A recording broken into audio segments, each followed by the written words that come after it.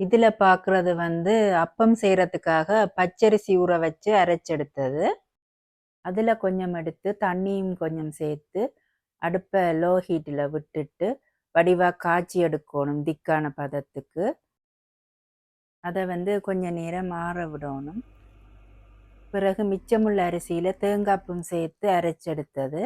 அதோட ஆற வச்ச கஞ்சியையும் சேர்த்து நல்லா கையாலேயே குழைச்செடுக்க வேணும். இதுல வந்து புளிக்க வைக்கிறதுக்கு எதுவுமே சேர்க்கையில்ல.